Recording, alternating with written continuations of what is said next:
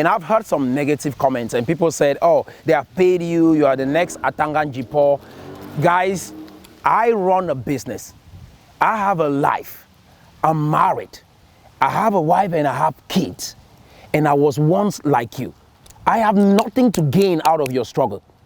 If many Cameroonians that are very successful in the diaspora stand up and start talking to you about the reality that they are experiencing in their lives, most of you will quit and not die.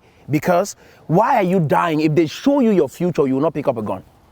People who think critically, they are able to come to their own conclusions. And when they start building businesses and elevating themselves from poverty and stagnation and ignorance, they cannot be controlled. And I don't want you to get caught up in an echo chamber.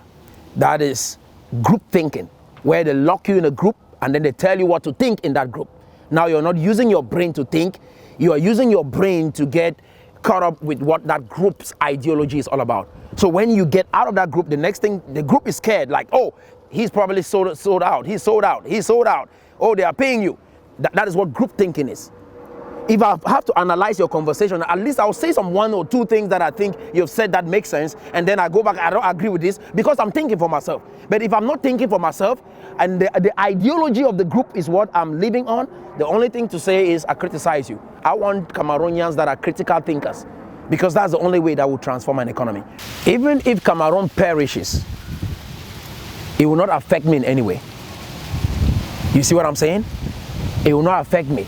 I'm living a good life in the United States of America. But the reality is that I have love for my people. I have love for you all. And I want to see you guys live, thrive, and enjoy everything just as I am doing in my own life. Paul Biya himself was not at the Fumban conference. Cho Ayaba was not at the Fumban conference. Sako was not at the Fumban conference. All these guys, none of them, is just a third-party conversation that they built this revolution on. None of them were there. Read your history. Maybe you know Moses in the Bible. Incredible story. When Moses was born, there was a decree to kill every male child from the Hebrew people. They said, kill all of them. And somehow Moses' mother and the sister, Miriam, decided to put Moses in a little basket and put that basket in the water. And that basket was floating in the water and going down. And Moses' sister will rush down and tell Pharaoh's child, Pharaoh's daughter, to look at the baby, look at this beautiful baby in the water. Don't you think, what do you think about this baby? And just go grab the baby. And she grabbed the baby. Moses' life was spared. Most of the children at that time, they were killed because the birth of a great man that would liberate the children of Israel just happened. And then the sister came and told that woman that picked up the baby, oh, I know a Hebrew woman that can take care of that child. And who did she go to call? The mother of the boy. And now Moses' mother was being paid to take care of her own child in the palace. And that young man grew in the palace, in the midst of his enemies. He flourished, he studied and learned, and God raised Moses to become the person that actually liberated Israel out of the bondage that they were in. And I just want to say to you all, God can still raise you even in the presence of your enemies. God can elevate you in the presence of your enemies.